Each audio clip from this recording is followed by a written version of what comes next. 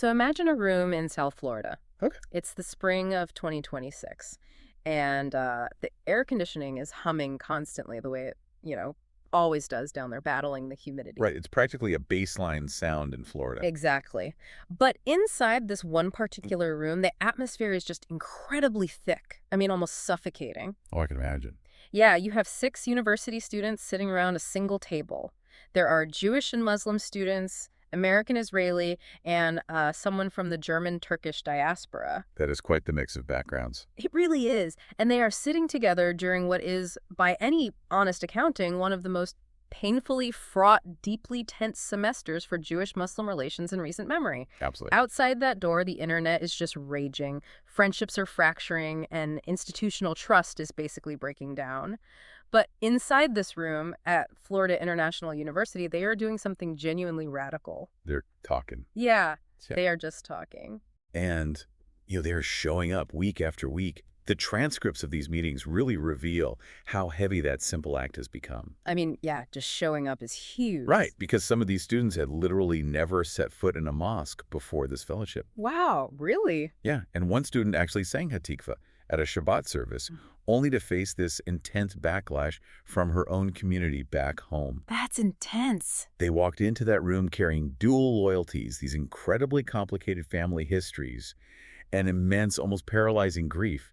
Yet they stayed in their chairs. And that is the central question we are unpacking today. Like, how do you keep people in their chairs when the rest of the world is burning bridges? Exactly. So for you listening today, we are doing a deep dive tailored specifically to cut through the noise. We are looking at a profound case study in human connection based on Professor Iqbal Akhtar's reflections and the actual audio transcripts from this FIU fellowship. And it is so vital we establish a baseline right away. Yeah, let's lay the ground rules. We are impartially analyzing the dynamics of the dialogue itself. Our goal is absolutely not to solve a century-old geopolitical crisis or, declare a winner here. Right. No winners or losers today. We are delving strictly into the psychological, the sociological, and the theological insights these 6 young people uncovered. We're looking at what it practically requires to maintain a genuine relationship across a really severe fracture line. Okay, let's unpack this, because we usually treat deeply entrenched conflicts like trying to untangle 100 knotted headphones, right? Oh yeah, that's a great way to put it. We just stare at the mess we pull at one end, and we argue over whose fault it is that the wires are crossed. But these sources show us what happens when people actually sit down and look at the knots together. That analogy is highly appropriate, because the very first thing these students realized was that the conversational mechanism itself was fundamentally broken. The act of talking itself was broken? Exactly. They had to step back and diagnose why that simple act had become so incredibly difficult. And there is this observation in the transcripts from the German-Turkish Muslim student that just completely reframes this. Oh, I know the one you mean. Yeah, he noticed that people aren't sitting down to study each other anymore. They were sitting down to do an emotional cleansing. Right. An emotional dump, basically. Yeah, they just use the presence of the other person merely as a receptacle to dump their frustration, their anger, and their historical grievances. And the terminology used in the analysis for this is the substitution of testimony for dialogue. It totally reminds me of a legal deposition. Oh, how so? Like, if you are called into a deposition, you don't walk in with an open mind hoping to learn about the opposing counsel's rich inner life, Right. No, you're there on defense. Yeah, you show up to put your indictment on the record. The verdict is already written in your head. You are just waiting for your turn to speak so you can log your testimony. That is a perfect comparison. But if that is the baseline of modern dialogue, how is any actual connection supposed to happen? Well, what's fascinating here is to understand why this shift from dialogue to deposition occurs. The text brings in a robust psychological framework. Okay, let's get into the psychology. It references the psychology of intractable conflicts, primarily the work of Daniel Bartal, alongside system justification theory by John Jost and his colleagues. Right. And these aren't just abstract ideas, right? They explain the biological and cognitive mechanisms at play in that room. So what's actually happening in their brains? Well, when a population experiences profound trauma, their psychological operating system fundamentally reboots. They stop calculating possibilities, and they strictly begin calculating threat. Okay, break that down for me. What does calculating threat actually look like in the middle of a conversation? Think about how the brain processes danger. When you perceive an existential threat, your cognitive world just shrinks. It goes into tunnel vision. Exactly. System justification theory demonstrates that in states of high anxiety, people have a deeply ingrained need to defend and bolster their in-group narratives. So it's literally a survival mechanism. It is. And Bartel's research shows that prolonged conflict rewires a society's cognitive schema. You basically lose the capacity to process nuance. Because nuance feels dangerous. Right. If you are in survival mode, entertaining the complexity or the pain of the outgroup feels like a vulnerability.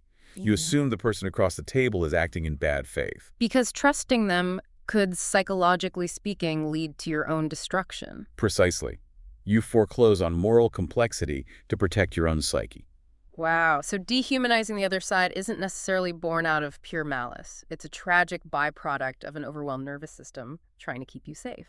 That is exactly what the data suggests. That brings a completely different context to what one of the Israeli students shared in the transcript. Mizrahi student, right? Yeah, she is a Mizrahi woman, meaning she has deep roots in the Middle East. And she drew this fascinating contrast between the atmosphere in 2018 and 2019 around the time of the Abraham Accords and the atmosphere today. Right, she noted a huge shift. She did. She said back then there was this palpable good faith in the air. People were open. The geopolitical temperature had cooled enough that people could actually hear each other. But now trauma has dragged everyone backward. Exactly. Both communities are just trapped in survival mode. She explicitly identifies trauma as the barrier that shrinks the world. When she described 2018, she was describing a collective nervous system at rest. A state where people have the bandwidth to look up and imagine a shared future. Right. But post-October 2023, the nervous systems of both communities are entirely hijacked. Every single interaction is viewed through the lens of potential harm. I think anyone listening can identify that dynamic in their own lives, you know? I'm sure. Like, think about when you walk into a high-stakes disagreement, maybe a political argument with a family member or a tense negotiation at work. Your heart rate goes up immediately. Exactly. And how often are you genuinely open to being persuaded in that moment? Yeah. Or do you just sit there waiting for them to take a breath so you can deliver your counterargument? We automatically build those courtroom walls. Right. But if trauma and proximity to the conflict create this intense threat response, I would assume that the people furthest away from the violence would be the most rational. You would think so. Yeah, I think they'd be the most open to dialogue, yet the sources point out something completely different. And this leads to one of the most counterintuitive insights from the entire analysis. Yeah. The sources introduce a sociological concept that Professor Akhtar refers to as the diaspora paradox. I have to be honest, I have to push back on this concept a little because it genuinely confused me at first. It is definitely a paradox. Right, so the diaspora paradox is the idea that geographical distance from a conflict zone actually makes radicalization easier, not harder. Exactly. But how does that make any sense? Shouldn't distance give you the luxury of perspective? You would think sitting safely in Miami or Berlin would calm things down. Yeah, if you are thousands of miles away from the rockets and the checkpoints, why would you become more radicalized than the people actually dodging the violence? Well, it defies our standard logic. But the text relies on scholars like Benedict Anderson and Yossi Shane to explain this. Okay, what do they say? They look at the mechanics of diaspora nationalism. When you are geographically removed from your homeland, your identity becomes untethered. Untethered? How? You don't have the daily mundane interactions of living in a specific place to ground you. To compensate for that displacement, diaspora youth often adopt intensely rigid, magnified versions of their political or religious identities. Oh, so it serves as an anchor. Precisely. You give them a sense of belonging that they are physically missing. The sources offer historical parallels for this, right? They do. Okay. A classic example is the funding of the Irish Republican Army during the Troubles. Oh, right, the IRA. Yeah, you had Irish Americans living comfortably in Boston or New York who were fiercely funding hardline violent factions. While the people actually living in Belfast or Derry were dealing with the blood. Exactly. People navigating the military checkpoints and the bombings often sought pragmatic political compromises much earlier than their American counterparts. And the students at FIU recognized this exact dynamic in their own modern communities. It was very present in the room. The transcripts note American Jews harboring profound existential anxieties and adopting more hardline political stances than Israelis who actually live in Tel Aviv. And on the flip side, the Muslim students observed peers in Germany becoming far more militant and uncompromising than their own families living back in Istanbul or Cairo. The German-Turkish student articulated this brilliantly. He noted that diaspora youth are basically overcompensating. Right, but we have to look at how this happens today. How are these untethered youth building these rigid identities? Yeah, what's the mechanism? The student points out that they are getting almost the entirety of their religion and their politics from social media algorithms. Wow, so the algorithm literally replaces the community. And that replacement has devastating structural consequences. I can imagine. The text contrasts this modern algorithmic landscape with the traditional Islamic ulama system. The ulama, right. Historically, the ulama, the body of religious scholars, provided a robust physical infrastructure for education. It wasn't just a place to learn. It was a system of checks and balances. So it actively constrained extremism through peer review. Exactly, through rigorous debate and community accountability. The students actually referenced a history class they took to illustrate this. They talked about the Ottoman Empire. That was a great historical example. Yeah, they noted that if a person in the Ottoman era made a highly controversial theological claim, like trying to aggressively debate the superiority of Jesus versus Muhammad in a public forum. They couldn't just shout it into the void and walk away. Right. Scholars physically gathered to formally debate the claim. You had to defend your extreme position against people who had spent decades studying the texts. The structural integrity of that system prevented fringe radical ideas from going unchecked. But social media completely dismantled that. Completely. Today, an 18-year-old thousands of miles away can post a furious, outrage-inducing video, and there is no modern ulama to cross-examine them.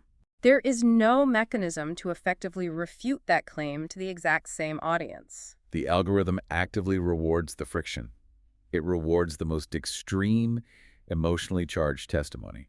It creates a feedback loop of pure ideological purity unchecked by reality. Which brings up a really dark irony that the text addresses. Yeah, about the people actually living in the conflict zones. Exactly. The people dealing with the daily physical consequences of the conflict, sharing the roads, the water tables, the airspace, they're often forced by sheer survival to be pragmatic. They literally have to figure out how to exist next to the enemy. But those in the diaspora have what the text calls the luxury of ideological purity. That word luxury is so critical. It really is. Because when you don't have to face the localized human consequences of your extreme stance, it is remarkably easy to demand absolute uncompromising victory. You're fighting a pristine theoretical war from a coffee shop. While the people on the ground are navigating the messy, agonizing compromises of a literal war, distance just removes the friction of reality. It does. So if distance makes a person fragile and prone to radicalization, what actually allows someone to sit at the dialogue table without falling apart?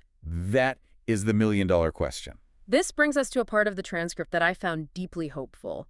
It's the realization that open, empathetic dialogue doesn't require you to water down your identity. In fact, it requires the exact opposite. Right. You have to be profoundly, unshakably secure in who you are.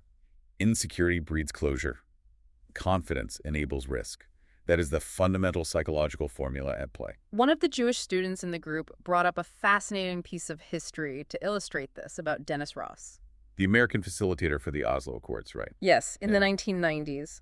Ross observed a very specific dynamic among the Israeli negotiators. What did he notice? The ones who were most open to making concessions, the ones most willing to sit across from the Palestinians and genuinely negotiate, were the newer generation who felt utterly confident in their identity as Israelis. They didn't feel like their existence was up for debate. Exactly, so they had the psychological bandwidth to engage.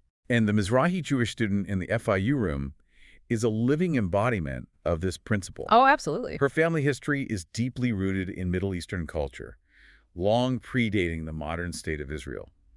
Because she possesses that lived cultural grounding, she knows exactly who she is. Her identity isn't a fragile construct holding off an existential crisis. No, it is a deep-root system. But she points out how that deep-rootedness can actually threaten people who are less secure. Yes, this was a very tense part of the transcript. She talked about interacting with some American Jews, perhaps fourth-generation Ashkenazi, whose connection to the Middle East feels much more distant. Right, they don't have that direct cultural tie. And she noticed they often become highly defensive in dialogue. She even shared this painful anecdote about how people will try to erase her Middle Eastern heritage. Dismissing her authentic cultural food as just generic Jewish food. Yes, or trying to label her as Russian or Polish. It is a profound observation of how insecurity operates. because her complex, authentic Middle Eastern identity challenges their simplified, more defensive narrative. They try to overwrite her. They cannot accommodate her complexity without feeling their own narrative is threatened. Right. It has to be exhausting to have your identity constantly rewritten by your own community. But because she is secure, she can sit across from the Muslim students based on a shared regional history. Instead of a defensive posture. I'm curious, though, how does this dynamic play out on the Muslim side of the table? Well, the transcripts reveal that the exact same mechanics of insecurity are at play there, too. Okay, how so? Professor Akhtar points out a critical vulnerability. Muslim students who feel their own religious knowledge is thin are far less capable of entering genuine dialogue. And he is very careful to clarify this. It's not a moral failing. No, not at all. They aren't bad people, and they aren't inherently hateful. They are simply insecure in their own foundation. Think about it. If your entire understanding of a vast 1,400-year-old faith tradition is stitched together from 60-second emotionally manipulative social media clips, your foundation is incredibly brittle. So when someone challenges you, you experience an immediate existential threat. Exactly. You throw up the courtroom walls, you resort to shouting, or you refuse to engage entirely. Because you lack the deep theological anchor required to hold steady. Which leads to what Professor Akhtar calls the educational mandate. Right. He argues that the solution for these communities isn't necessarily more political rallies or louder megaphones. What they actually need is spiritual and intellectual grounding. He points out that the Islamic tradition actually requires specific virtues that make dialogue possible, right? Yes, he specifically names sabr and rahma. It is a remarkable pivot from the political to the characterological. Historically, character education was central to the Islamic world. The objective was to cultivate a human being capable of immense sabr, which translates to a deep, enduring patience. And Rama is profound mercy, right? Yes. But the linchpin is ilm, deep knowledge. When you possess ilm, you understand the vastness of your own tradition. You know that it has weathered centuries of debate and crisis. Therefore, you are not easily threatened by a contrary opinion. You have the internal architecture to sit with discomfort. Think about the arguments you get into in your own life. Like when someone challenges a belief you hold and you feel your chest tighten and your voice raise. You feel that urge to hurl a personal attack. Right. Is it because your conviction is so unshakable? Or is it because deep down you are terrified that you don't actually know enough to defend your position? Defensiveness is almost always the loudest alarm bell of a fragile foundation. And when a community's foundation is fragile, it becomes highly susceptible to what the sources identify as one of the most concerning trends in this space. The transformation of a political cause into a strict religious litmus test. This brings us to a heavy, controversial concept that the text addresses head-on. Professor Akhtar introduces the term Palestinianism. And we need to be very careful about how the text defines this. Absolutely, to separate it from the actual political movement. Right. He describes Palestinianism as a modern ideological framework where a person standing as a good Muslim is judged almost exclusively by their vocal condemnation of Israel. And their absolute refusal to engage with Zionists or anyone who won't publicly disavow Zionism. It is crucial to maintain the text's nuance here. The sources explicitly acknowledge that the Palestinian cause is one of profound justice. Yes, and that the suffering in Gaza, the West Bank, and the refugee camps is a moral catastrophe. The critique leveled by Professor Akhtar is not against the political grievance itself. His critique is deeply theological. Right. He is warning against the danger of reducing an infinite, ancient, universal religion into a singular, modern geopolitical litmus test. Because when you turn politics into theology, the social coercion within a community becomes terrifying. And students in that FIU room lived this reality. There is a striking moment in the audio transcripts from one of the female Muslim students. Who went to the synagogue. Yes. Driven by a genuine sense of spiritual curiosity and a desire for empathy, she decided to attend a local synagogue service. And while she was there, she sang Hatikva, the Israeli national anthem. She wasn't making a political endorsement. No, she was trying to step into the emotional shoes of her Jewish peers to understand what they value. But the reaction she received when she went home illustrates the coercive power of this litmus test perfectly. She came home to her twin brother, and he was absolutely furious. He didn't just disagree with her politically right. No, he attacked her moral standing. He accused her of lacking any empathy for dying Palestinian children, essentially branding her an animal simply for singing the song. The political boundary had hardened into a moral wall. In that framework, merely talking to the other side, trying to understand their narrative, is branded as normalizing an occupier. It is treated as a betrayal of the faith itself. But this is where the depth of the students' their knowledge really shines through. Because they push back. They don't just complain about this social coercion. They push back using classical theology. The German-Turkish student, right? Yes, pushing back against the demand for isolation. He invokes the example of the Prophet Muhammad. He reminds the group that the Prophet endured immense hostility, mockery, and physical threats. Yet he did not isolate himself. Right, he did not refuse to sit with those who opposed him. The student asks a piercing, incredibly logical question. If your entire strategy is to isolate people, to say, they are canceled, we will not speak to them, then how can you possibly fulfill the religious mission of sharing the truth? Who is going to reach the people you disagree with if you refuse to even sit at the same table? He is using classical Islamic theology to literally dismantle modern cancel culture. It's brilliant. And the text highlights a specific, powerful Quranic imperative here. Ta'aruf. Which translates to mutual recognition, right? Yes, the explicit divine command to know one another. Professor Akhtar points out a profound truth.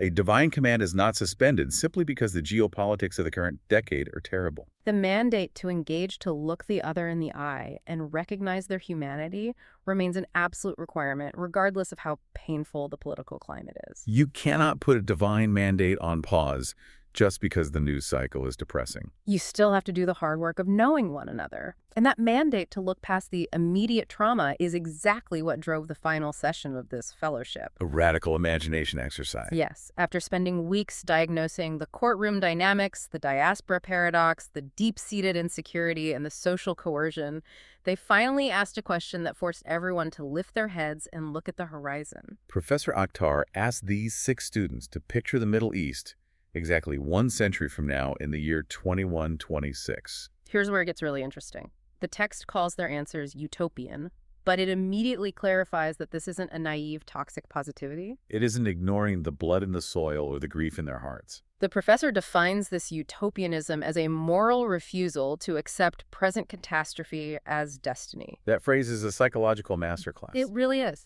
When you are trapped in the survival mode we discussed earlier, tomorrow feels impossible. The threat is too immediate.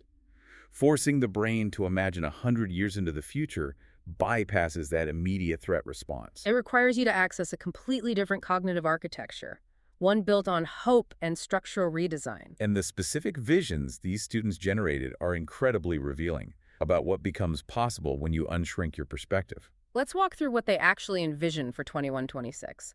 Vision 1 comes from a Muslim student, and he imagines a binational state. But he doesn't use a sterile Western political science model. Right, he uses his own heritage, Pakistan, as the analogy.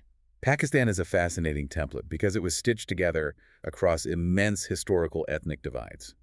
Pashtuns, Sindhis, Punjabis, Balochis. Exactly. He looks at that complex tapestry and envisions a shared national identity for Israelis and Palestinians. But his metric for success isn't just shared borders. No, it's shared grief. He dreams of a society where if an Israeli child dies or a Palestinian child dies, the emotional devastation is felt equally by all citizens. He is imagining a shared emotional infrastructure, a true brotherhood that completely eradicates the us versus them binary. Vision 2 shifts the focus entirely. It comes from the theologically grounded Israeli student, the Mizrahi woman. Right. What was her vision? She foresees a future where Israel and Iran become close friends and allies again. Which, if you read the headlines today, sounds like complete science fiction. Totally, but she grounds her vision in historical recovery, not fiction. She cites the long, incredibly rich pre-revolutionary history of Persian Jewish civilization. The text references the work of historian David Menatry on this exact subject. Yes, Jews lived in Persia for 2.5 millennia. When you look at a 2,500-year timeline of coexistence and cultural cross-pollination, the last 40 years of intense hostility looks like a historical anomaly. A brief aberration in the grand scheme of things. She believes the baseline of history will eventually reassert itself. Then Vision 3 was the one that really challenged how I look at a map. Another student suggested that by 2126, we need to break down the artificial colonial nation-states entirely. Like the borders drawn by British and French colonial powers. Yeah, like the Sykes-Picot Agreement. They pointed out that those borders are largely responsible for trapping indigenous minority groups like the Kurds or the Copts in failing tribalized nation-states. So this student envisions stripping away the toxic, rigid nationalism of the 20th century.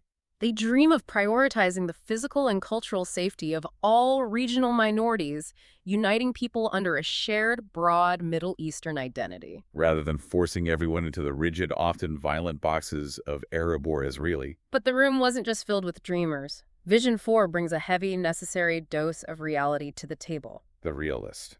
Yes, one student bluntly states that he simply does not see peace coming anytime soon, let alone a utopia. He points to the deeply entrenched egos of the leadership and the self-perpetuating nature of the violence. What I love about the text's analysis here is how deeply it respects his pessimism. It doesn't try to cheer him up. The transcripts explicitly note that if you force a dialogue to only produce hopeful outcomes, the dialogue ceases to be authentic. It just becomes another form of propaganda. You have to make room for despair. If the despair isn't allowed at the table, the people feeling it will leave the room. It is a vital check against toxic positivity. Finally, Vision 5 comes from Professor Akhtar himself. He shares a humble yet profound hope that one day Pakistan will formally recognize the State of Israel. And that citizens will be able to travel freely back and forth, sharing commerce, culture, and humanity. He admits that right now, given the political climate in both countries, it sounds totally inconceivable. But the text synthesizes all these visions with a powerful reminder about the nature of time.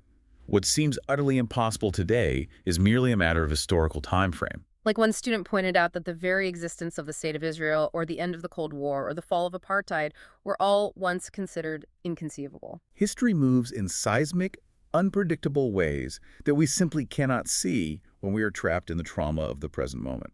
But dreaming about 2126 is only half the battle, right? These 6 students still had to walk out of that room and wake up in South Florida in the spring of 2026. They needed to translate this profound shift into an action plan. What do we do now? They realized that theoretical empathy is useless unless it is applied. So they formulated a tangible structural next step. The German-Turkish student, the same one who diagnosed the diaspora paradox, proposes a joint Jewish-Muslim awareness project. But the genius of his proposal is the angle.